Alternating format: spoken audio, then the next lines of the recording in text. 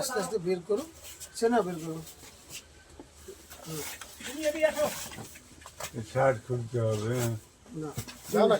নিজের জন্মদিনে অসহায়ের মুখে হাসি ফোটালেন গোপাল গুপ্ত।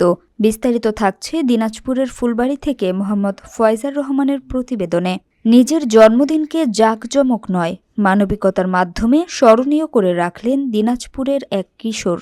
অসহায় ও প্রতিবন্ধী ভিক্ষুকের পাশে দাঁড়িয়ে ব্যতিক্রমী উদাহরণ সৃষ্টি করেছে গোপাল গুপ্ত ও তার পরিবার। দিনাজপুরের স্বনামধন্য Gupta plywood and would processing কোম্পানির ব্যবস্থাপনা পরিচালক আনন্দ কুমার গুপ্তের একমাত্র ছেলে গোপাল গুপ্তর আজ জন্মদিন। তবে অন্যদের মতো কেক কাটা বা উৎসবে মেতে ওঠেননি তিনি। গোপাল গুপ্তর ইচ্ছা ছিল নিজের জন্মদিনটি উদযাপন করবেন অসহায় ও প্রতিবন্ধী ভিক্ষুক ওমর আলীর পরিবারের পাশে দাঁড়িয়ে। ছেলের এই মানবিক আবদার রক্ষায় পরিবারের সদস্যদের নিয়ে আনন্দ কুমার গুপ্ত উপস্থিত হন অসুস্থ প্রতিবন্ধী ওমর আলীর বাড়িতে। সেখানে তারা চাল, ডাল, তরকারি সহ প্রয়োজনীয় খাদ্য সামগ্রী এবং আর্থিক সহায়তা প্রদান করেন। সহযোগিতা পেয়ে আবেগে ভেঙে পড়েন প্রতিবন্ধী ওমর আলী ও তার পরিবার। তাদের চোখের জলেই যেন ধরা পড়ে এই মানবিক উদ্যোগের গভীরতা।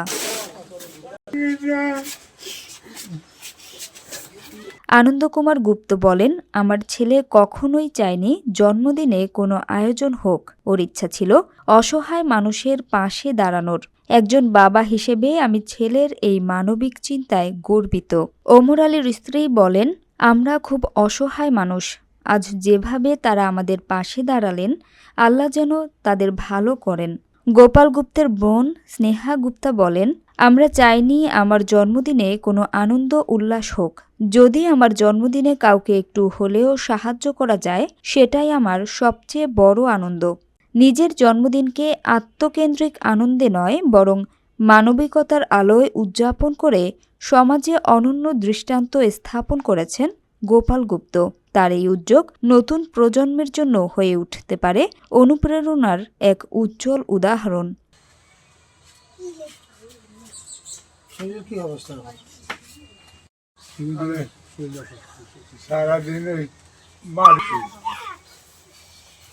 থাকছে না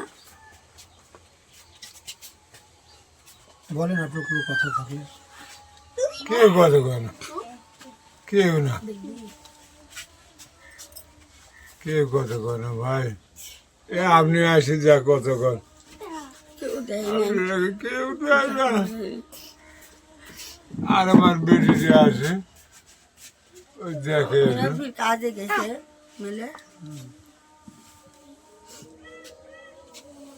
যায় না। আচ্ছা বন্ধু,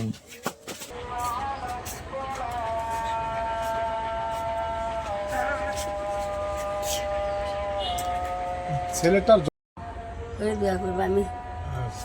কলমা বসে দিব ছেলের নামে।